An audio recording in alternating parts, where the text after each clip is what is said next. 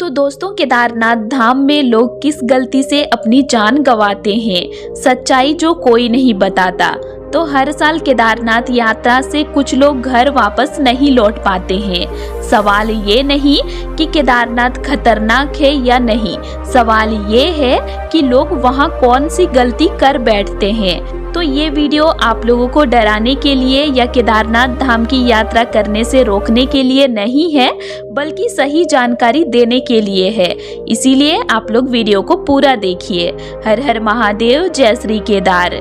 तो दोस्तों, सबसे पहली गलतफहमी मैं आप लोगों का दूर कर देती हूँ कि केदारनाथ धाम कोई मनाली, कश्मीर जैसा ठंडा हिल स्टेशन नहीं है, बल्कि ये एक धार्मिक स्थल है जिसकी ऊंचाई 11,755 फीट है। यहाँ पर ऑक्सीजन लगभग 40% कम हो जाता है। पहाड़ी वाला रास्ता है पूरा, जो लोगों को थका देता है। यहाँ पर मौसम घंटों में बदलते रहता है, एक जैसा मौसम नहीं रहता है। तो ये टूरिज्म नहीं, बल्कि उच्च ऊंचाई वाला तीर्थ स्थल है। जो ये नहीं समझते हैं, उनकी गलती यहीं से शुरू हो जाती है।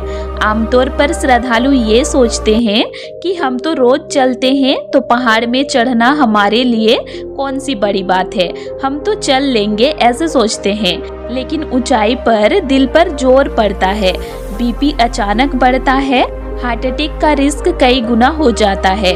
और ये सब खतरा ज्यादातर 45 साल से ऊपर वाले श्रद्धालुओं को होता है, जिनको पहले से हार्ट प्रॉब्लम, बीपी का प्रॉब्लम या डायबिटीज होता है। उनको ज्यादा ये सब का खतरा रहता है। इसी के साथ स्मोकिंग करने वालों को भी ये सब खतरा ज्यादा होता है। तो ऐसे श्रद्धालु को बिना मेडिकल चेकअप के यात्रा पर नहीं जाना चाहिए, वरना उनको ट्रैक के दौरान काफी ज्यादा प्रॉब्लम होगा और वो ट्रैक भी कंप्लीट नहीं कर पाएंगे। ऐसे इस साल कई श्रद्धालुओं के साथ होते हुए देखा गया है। इसी के साथ बहुत से श्रद्धालु ऑक्सीजन को इग्नोर करते हैं। देखो, ऊंचाई पर ऑक्सीजन की कमी धीरे धीरे असर करती है। इसका लक्षण है सिर दर्द होना, चक्कर आना, उल्टी होना और घबराहट।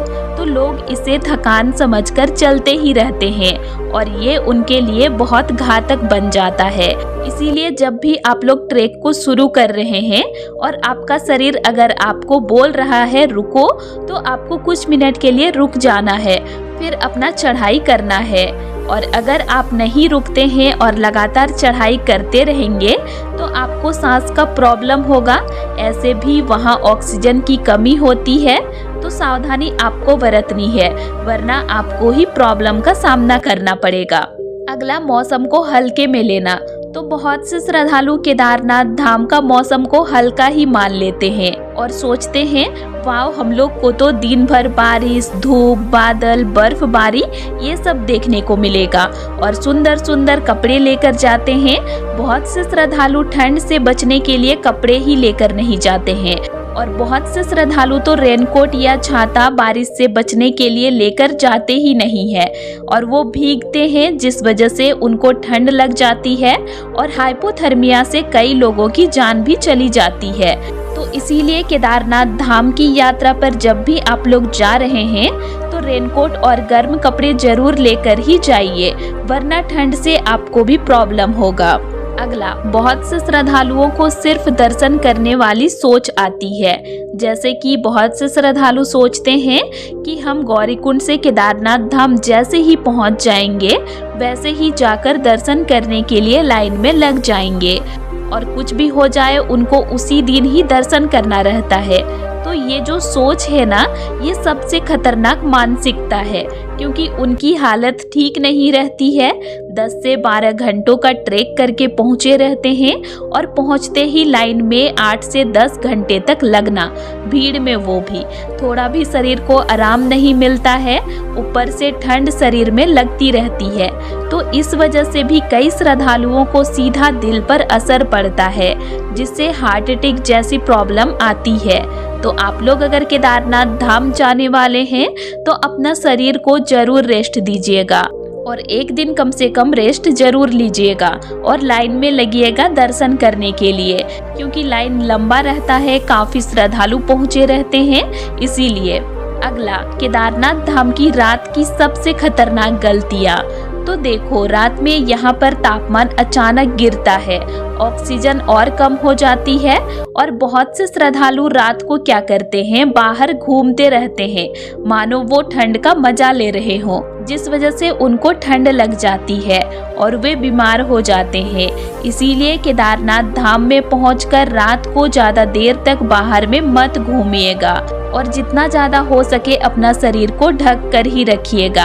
और शराब, सिगरेट ये सब बिल्कुल भी नहीं पीजिएगा क्योंकि ये एक तीर्थ स्थल है। तो आप रात के टाइम ठंड से ज्यादा बचने का कोशिश कीजिएगा। दिन के टाइम तो उतना पता नहीं चलता है, लेकिन रात को बहुत ज्यादा ठंड बढ़ जाती है। अगला, बहुत से श्रद्धालु वहां पर प्रशासन की गलती निकालते हैं, लेकिन असल में गलती तो श्रद्धालुओं की ज्यादा रहती है। तो होता क्या है, श्रद्धालु केदारनाथ धाम पहुंच जाते हैं, बहुत कोई रजिस्ट्रेशन नहीं करवा के जाते हैं और बिना रजिस्ट्रेशन के दर्शन टोकन नहीं मिलता है। तो बहुत से श्रद्धालु बिना टोकन का लाइन में लग जाते हैं और जब प्रशासन टोकन चेक करते हैं तो श्रद्धालु उनसे बहस करते हैं कि आप लोग पहले क्यों नहीं बोले, जिस वजह से इस साल कई बार मारपीट भी हुआ है श्रद्धालुओं के बीच में। और मारपीट इसीलिए होता है क्योंकि जिसके पास टोकन नहीं रहता है उसको तो लाइन से निकाल दिया जाता है और बोला जाता है कि आप लोग पहले टोकन लेकर आओ। और वो जब टोकन लेकर आते हैं और वहीं पर लाइन में घुसते हैं तो उनको घुसने नहीं दिया जाता है, जिस वजह से कई बार मारपीट हुआ है इस साल। तो दोस्तों मैं आप लोगों को बता दूं कि जब भी आप लोग यात्रा शुरू होता है उससे पहले ही सारा अपडेट आप लोगों को दे दिया जाता है। अगर आप लोग लेटेस्ट अपडेट नहीं रखते हैं उसमें आपका गलती है, प्रशासन का नहीं है। इसीलिए यात्रा करने से पहले लेटेस्ट अपडेट जरूर रखिएगा। कब से रजिस्ट्रेशन शुरू होगा, कपाट कब खुलेगा, बैग की पैकिंग कैसे करना है, ये सब अपडेट रखिएगा।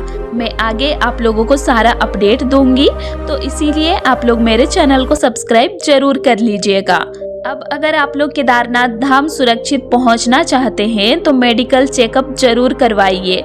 धीरे चलिएगा, चलने का प्रैक्टिस 1 महीना पहले से रखिए। ट्रेक के दौरान पानी खूब पीजिएगा और शरीर जब बोले रुकना है तो कुछ मिनट जरूर रुकिएगा क्योंकि चढ़ाई आसान नहीं है। याद रखिए दर्शन तभी पूरा होता है जब आप सुरक्षित घर लौटते हैं। आगे तो मैं आप लोगों को जब से यात्रा शुरू होगा तब से डेली लेटेस्ट अपडेट देती रहूंगी। बारिश, बर्फबारी, लैंडस्लाइड का अपडेट बताते रहूंगी, जिससे आप लोग सुरक्षित से अपना यात्रा को कंप्लीट कर पाएंगे। इस साल बहुत से श्रद्धालु मेरे डेली के लेटेस्ट अपडेट को देखकर ही अपनी यात्रा को कंप्लीट किए हैं और मुझे धन्यवाद भी कहे। तो मुझे बहुत अच्छा लगता है जब मैं किसी के लिए बहुत अच्छा कर पाती हूँ। तो दोस्तों आज के लिए इतना ही, और आप लोगों को मेरा आज का इन्फॉर्मेशन कैसे लगा ये मुझे कमेंट करके जरूर बताइएगा।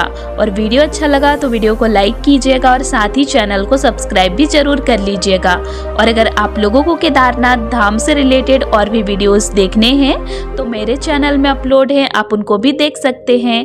तो चलिए फिर मिलते हैं एक नई वीडियो के साथ। Thanks for watching.